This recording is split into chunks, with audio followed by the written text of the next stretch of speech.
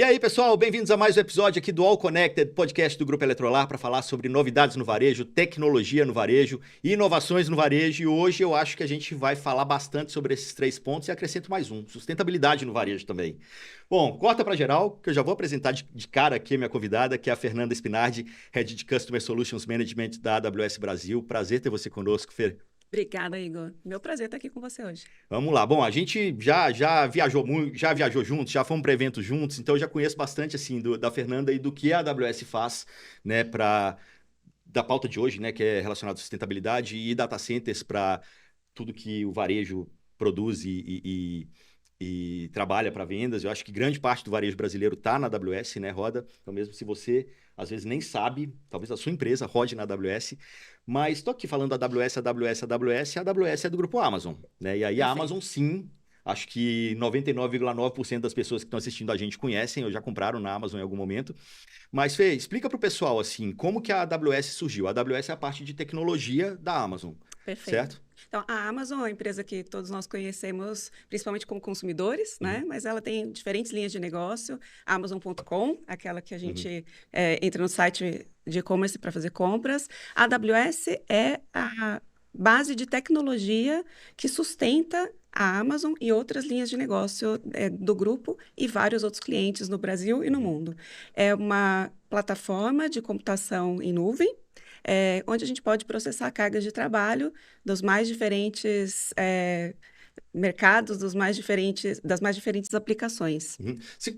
A historinha da Amazon, da AWS como é, assim, a Amazon existia, né, era a loja de livros, que depois virou esse gigante, e aí, de repente, você precisava de uma grande estrutura para poder manter, para Exato. poder sustentar essa loja. A Amazon nasceu como a loja de livros da internet, É. certo? Depois a gente foi ampliando as categorias de serviço. Em algum momento, a gente tinha desenvolvido tanta tecnologia para sustentar o e-commerce da Amazon que a gente entendeu que podia ajudar um outro grupo de clientes. Agora, não só os clientes consumidores, mas os clientes corporativos, que também tinham as mesmas necessidades de uso de tecnologia para sustentar os seus próprios negócios. Como vocês conseguiram otimizar a tecnologia de vocês de uma maneira tão grande, fazia sentido, Exato. né, oferecer A isso para o gente mercado. entendeu que não só do ponto de vista da amplitude de funções tecnológicas que a gente tinha desenvolvido, mas que também, pelo nosso ganho de escala, a gente conseguiria trazer soluções mais sustentáveis e economicamente mais viáveis para o mercado corporativo. E aí, quando se fala em data center hoje, né, principalmente pensando que a AWS é líder nesse setor, vem muito essa questão da sustentabilidade. Ah, porque inteligência artificial e a própria internet gasta muito data center gasta muita energia, gasta muita água, e aí tem todo um trabalho feito para poder otimizar isso, né, para É. poder deixar essa infraestrutura a menos impactar o mínimo possível no meio ambiente.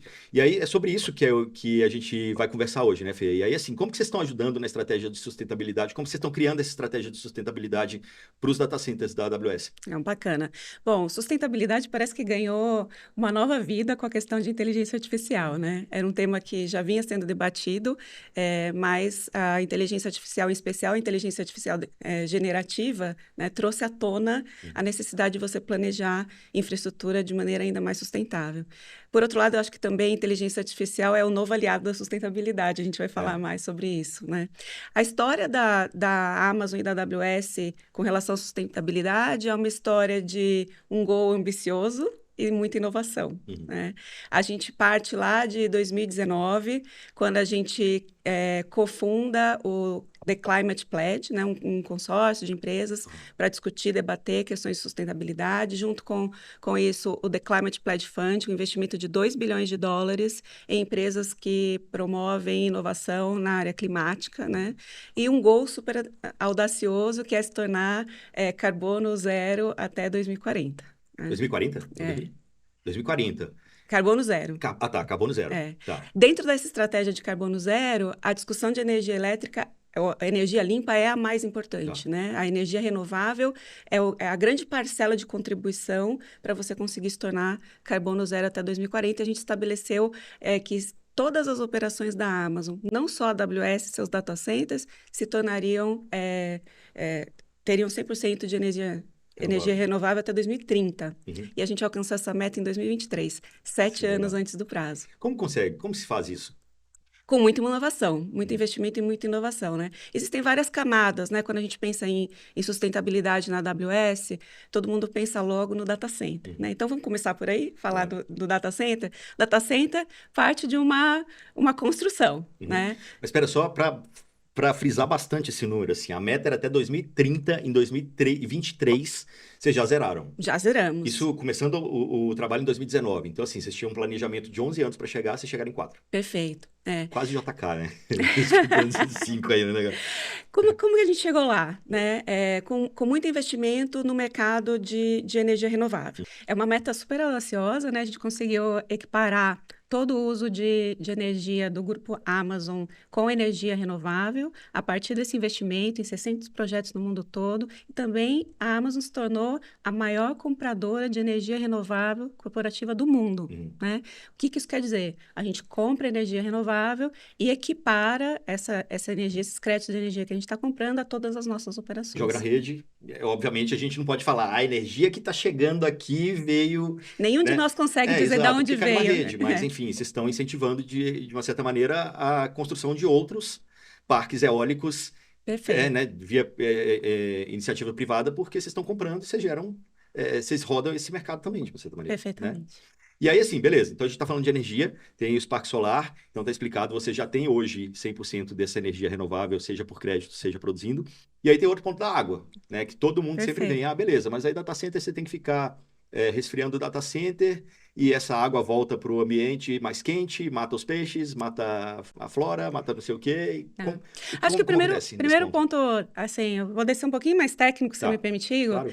que o circuito de refrigeração dentro do data center, Ele é fechado, né? ele é fechado, né? Então, é um pouco mito, né, de que a água vai Exato. sair do data Mas por isso é center. legal a gente conversar sobre isso, assim, como funciona? É fechado, a água que está ali, ela continua rodando e ela É, é refrigerada ali mesmo. E para dizer a verdade, o circuito líquido de refrigeração nem é água, né?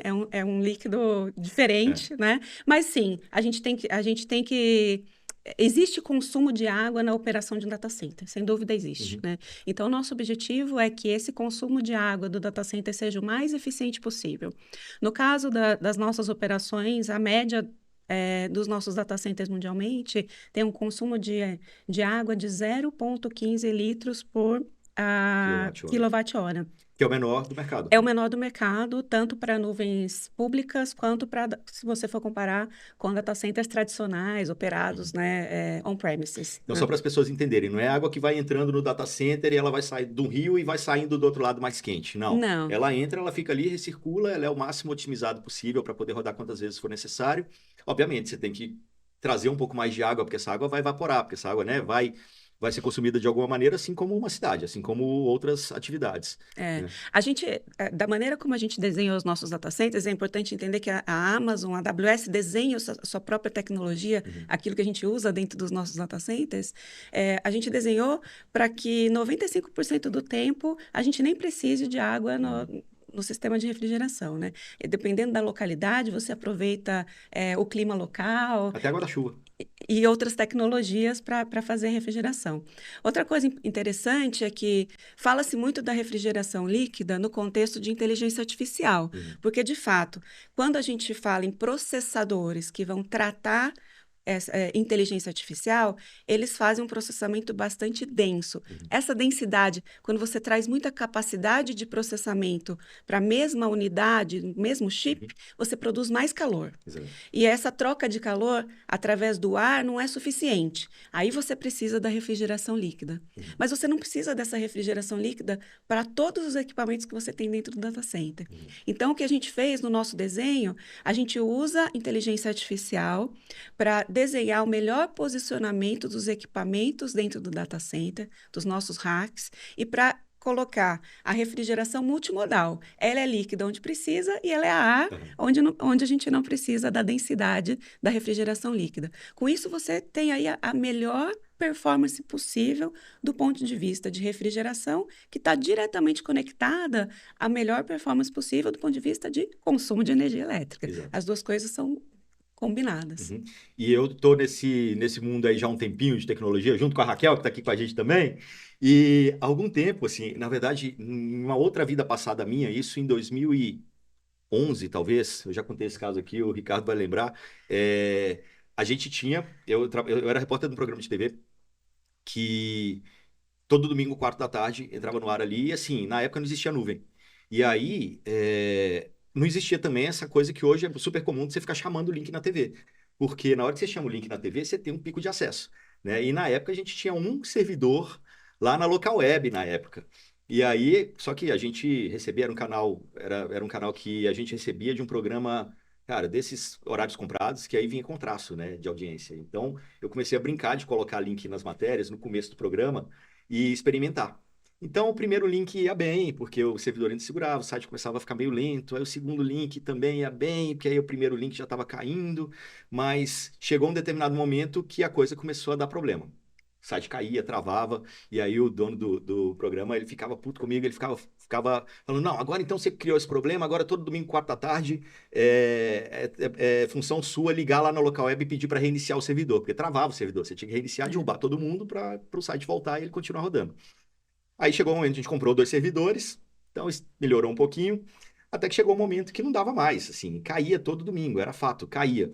E aí a Local Web, na época, chamou a gente para ser beta tester da nuvem que eles estavam começando a construir naquele momento. Então eu visitei o data center quando ele estava começando o espaço vazio ainda, com um chão gigante para passar tudo por baixo, por cima.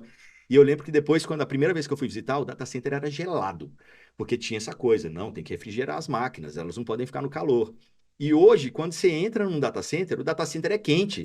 Você passa calor no data center. Isso tem tudo a ver com otimização de corredor de ar quente e ar frio também, né, Fê? Faz toda a diferença isso. Antes, assim, eu não Sim. precisava botar o ar-condicionado para a pessoa que ia visitar o É. data center, é para a máquina. Sim, tem tudo a ver com o modelo de refrigeração, tem tudo a ver com o desenvolvimento da própria tecnologia. Uhum. Por exemplo, a AWS, além de fornecer chips dos fabricantes de mercado, né? Intel, NVIDIA, a gente também Esses fabrica os próprios. nossos próprios processadores. E a gente propositadamente fabrica equipamentos eletrônicos que suportam maior temperatura na sua operação. Uhum. Então, você não precisa refrigerar tanto porque aquele chip, aquele processador, ele vai ter um tempo de vida útil, ainda que a temperatura seja mais É. alta dentro do data center. E é legal explicar para o pessoal também os tipos de processador, né? Porque dependendo do que é feito, o processador exige mais para um lado ou mais para o outro. Então, você tendo 3 tipos de processador, que é o que a Amazon tem, a AWS tem, você consegue otimizar aí também. É isso. Então, assim, dentro do plano de sustentabilidade, a gente fala de inovação tecnológica, a gente falou sobre infraestrutura de data center, refrigeração. Vamos olhar um pouquinho mais de perto Uhum. a tecnologia de processamento, Uhum. né?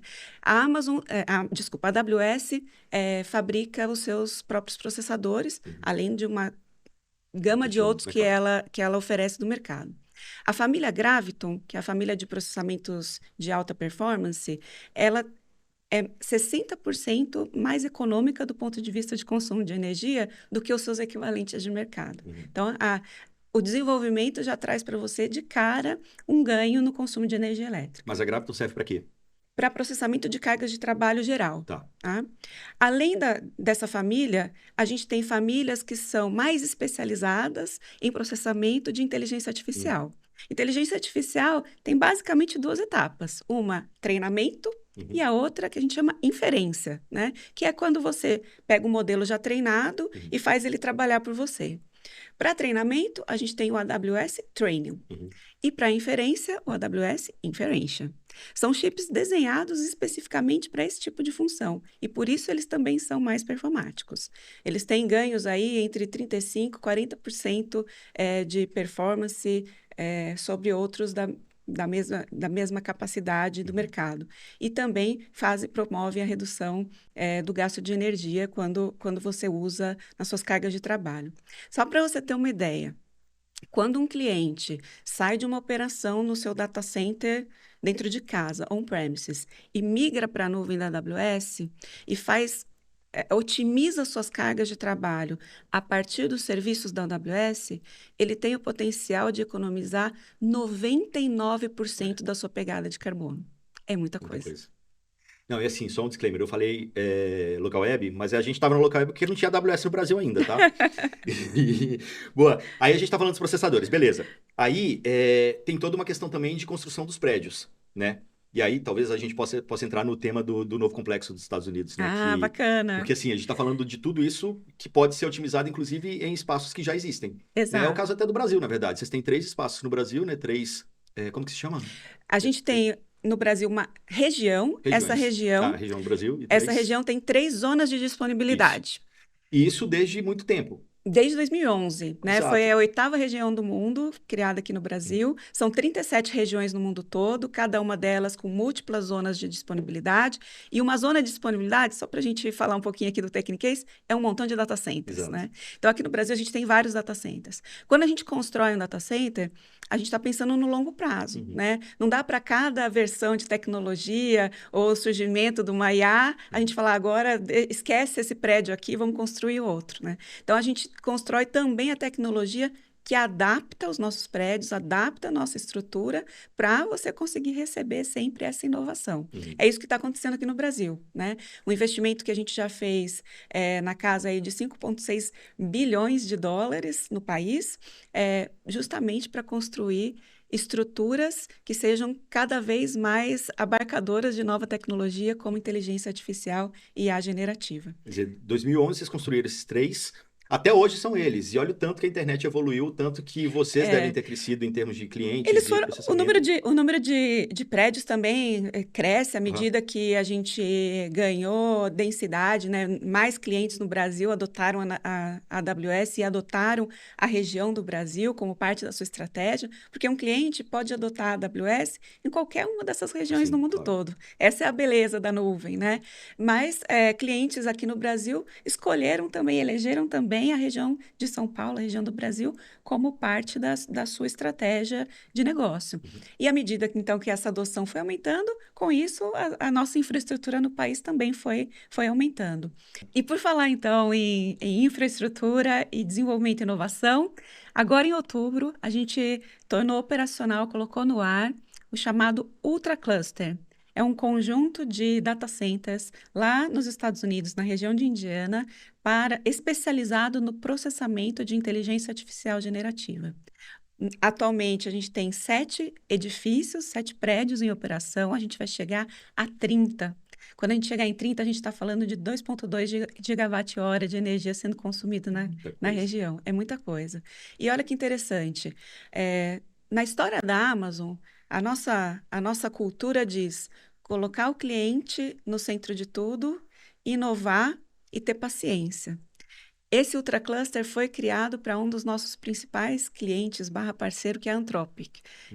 Ele é dedicado ao processamento dos modelos de linguagem computacional, LLMs, da Anthropic, 100% usando os processadores que a gente falou aqui mais cedo, AWS Trainium, com mais eficiência energética e num desenho de data center que foi totalmente simulado digitalmente, para saber como é que ele ia operar antes mesmo de você colocar lá o primeiro tijolinho. Legal. Então, tecnologia também na construção para trazer sustentabilidade. Sem dúvida. E até o uso de material, né? Hoje, para a construção desses prédios, deve ter todo o estudo também, teve o gêmeo digital, mas também na hora de pegar o tijolinho ali para poder construir, também deve ter Exato, muito... porque até mesmo o material que você usa para construir a casca, né, para construir o prédio, ele também é um material que gera uma menor pegada de carbono, 35% a menos do que a construção tradicional. E aí aquelas camadas que a gente já comentou aqui, né? Então, parte da construção do prédio, depois o modelo de refrigeração dentro desse ambiente, os processadores especializados de alta eficiência energética, e a gente não pode esquecer, talvez, da peça mais importante quando a gente fala de sustentabilidade dentro do contexto de computação em nuvem. É quem vai usar tudo isso, Exato. É o cliente.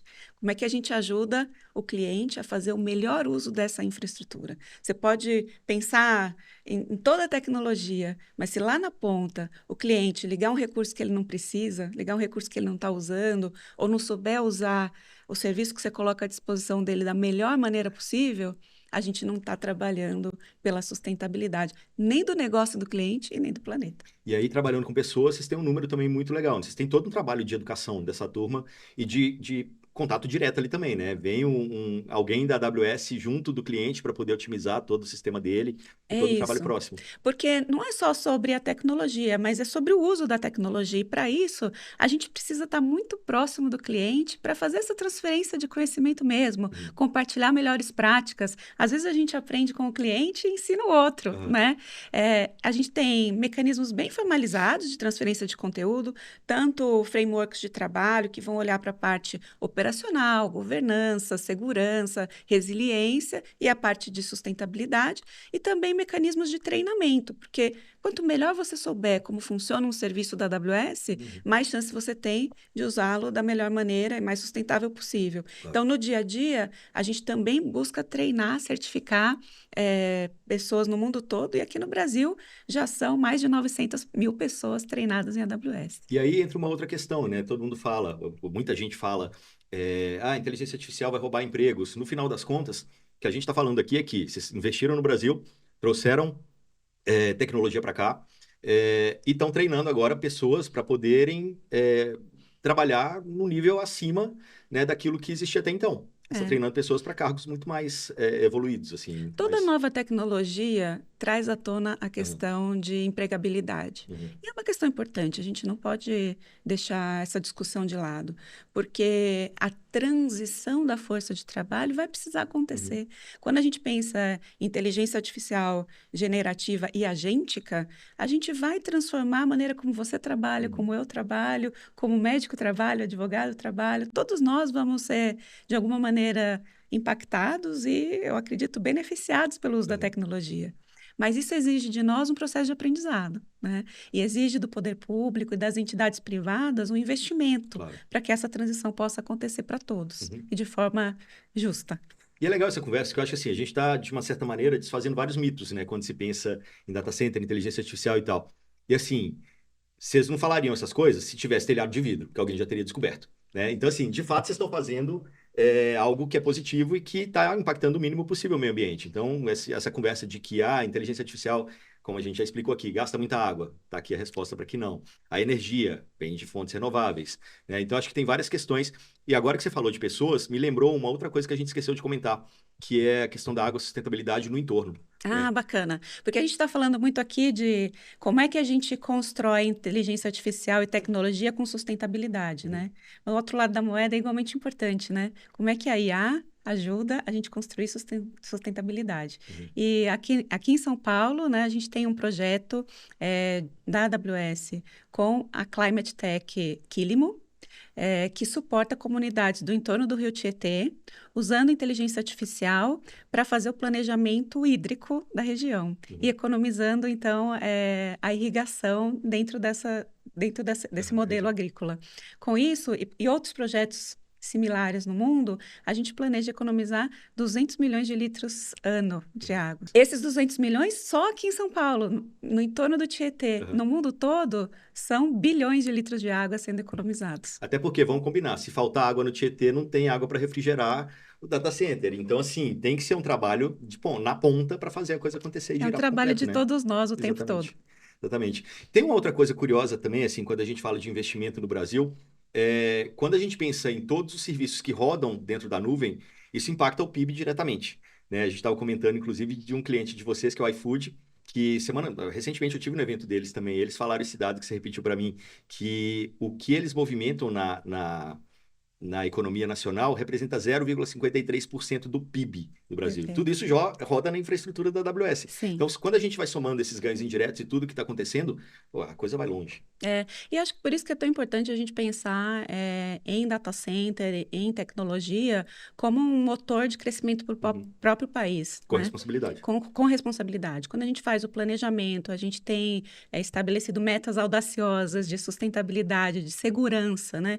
Que esse é um outro aspecto do qual a AWS não abre mão, né? Quando a gente traz um cliente para usar suas cargas de trabalho sobre a nuvem da AWS, a gente está falando de operar de forma segura. Então, quando a gente pensa em infraestrutura, quando a gente pensa em desenvolvimento tecnológico, a gente está falando também do desenvolvimento do país, né? Se a gente for pegar a cadeia de valor, a AWS investiu no Brasil, desde 2011 até agora, 3,8 bilhões de dólares.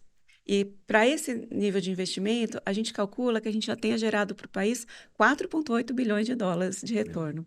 E a gente já anunciou mais 1,8 bilhões de dólares até 2034. Então, esse é um ciclo que vai seguir se repetindo e a gente acredita que tem muito a contribuir. E aí, somado a isso, os casos dos nossos clientes, né? Porque tudo isso existe para atendimento dos nossos clientes. Quando a gente pega iFood movimentando o PIB, quando a gente pega as principais instituições financeiras do país rodando sobre a nuvem da AWS, a gente está falando de Banco Inter, a gente está falando de Itaú, BTG, a gente está gerando riqueza para o país. Perfeito. E agora também nesse momento, quando a gente fala da PNDC, né, Política Nacional de Data Centers no Brasil, mostra que o próprio governo entendeu também, né, os benefícios de se facilitar a construção de data centers por aqui. Sim. Acho que isso é uma notícia super positiva também para a AWS. A gente vê como um grande avanço, né? O fato de estar na pauta do governo é extremamente importante, como eu falei, para o nosso desenvolvimento, né? O governo entendeu que o país tem um potencial enorme quando a gente pensa do ponto de vista de fornecimento de energia elétrica, quando a gente pensa em espaço físico, em talento, né? População. A gente consegue usufruir desse grande potencial para se tornar um grande centro de processamento de dados mundial. A gente acredita muito nesse potencial do Brasil e é por isso que a gente investe aqui desde 2011. Legal. Tem outro ponto que eu acho legal também que vocês fazem, vocês oferecem uma ferramenta de carbon footprint para o cliente. Sim. Como que ela funciona? Porque beleza, vocês estão aí fazendo todas as iniciativas, mas na hora que o cliente vai usar isso de outras maneiras e sem todo esse... Ele usa outros elementos ali também, vocês conseguem ajudar ele a Exato. calcular isso. Então, a ferramenta, ela roda na própria console do cliente, né? Todo cliente que usa a AWS, ele tem acesso a uma console para acessar os seus serviços e está lá o Carbon Footprint Tool. Que mostra por serviço que você está usando na AWS, qual que é o consumo equivalente, né, ou a pegada equivalente de carbono, e você pode acompanhar os dados históricos e ir fazendo ajustes na maneira como você roda suas cargas de trabalho para ir reduzindo seu consumo de carbono. Mas se já está rodando na AWS, que já neutralizou ou não? Quando você vem para a AWS, de cara você já usufrui de uma primeira rodada de redução de pegada de carbono por conta das eficiências intrínsecas da nossa operação. Mas uma vez estando na AWS, é sempre possível otimizar a sua carga de trabalho. Você pode modernizar suas aplicações para que elas utilizem cada vez menos recursos dentro da nuvem. Entendi. E esse é um ponto super bacana da nossa cultura, Igor. A gente liga para o cliente para ensinar ele a gastar menos, né? Legal. Bom, a gente está caminhando para o fim da nossa conversa aqui, mas foi muito legal, eu acho que esse episódio, para desmistificar muita coisa que a gente vê na internet. E assim, eu, como jornalista que cobre tecnologia, sei os dados e conheço um pouco dos bastidores, trazendo você para poder explicar com dados e fatos como a coisa funciona, eu acho que é muito legal para poder esclarecer para as pessoas, né? O consumo responsável, quanto o consumo responsável traz benefícios para o meio ambiente, para as pessoas, para a evolução, para a tecnologia, enfim. É um bom ponto esse, Igor, que você está trazendo, porque a gente tem ouvido muito falar de data center como o vilão do consumo de água do planeta, né? Mas tem um dado da Bluefield Research que diz que em 2024, menos de 1% do total de água limpa consumida industrialmente no mundo foi consumo de data center. Menos de 1%. Né? Então, a tecnologia está aí para fazer o uso efetivo do recurso hídrico. Né?